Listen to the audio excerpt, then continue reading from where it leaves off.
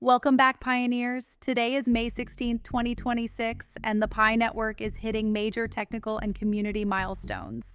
The headline this week is the finalization of the Protocol 23 upgrade, a foundational shift for the ecosystem. This upgrade moves us from the old architecture to a system supporting full-scale smart contracts and decentralized apps. For node operators, the process is now automated, removing the manual hurdles of previous cycles. Take note, the mandatory deadline to upgrade to Protocol 23 has been extended to May 19th to ensure stability. Operators just need to trigger the Horizon API migration, which takes about 15 minutes to complete. On the community front, we've officially surpassed 18 million KYC verified users globally. Crucially, the core team is finally clearing the tentative KYC backlog that has affected millions.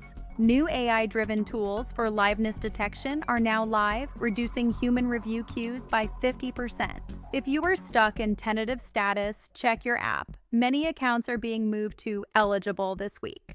The founders also appeared at Consensus Miami, repositioning Pi as human infrastructure for AI. The vision is to leverage our massive verified human network to validate and train AI models. The Pi App Studio just got a major boost, allowing creators to port AI-built apps into the ecosystem in minutes. This is intended to rapidly scale utility for our 60 million engaged users worldwide. In the markets, PI is trading near 16 cents, facing some bearish pressure as more tokens migrate. Analysts call this a sell the news period, but long-term technicals are showing a potential breakout pattern. A cup and handle formation suggests a move toward 23 cents if the Protocol 23 rollout finishes smoothly. Looking ahead, we have a series of bi-weekly upgrades leading into June.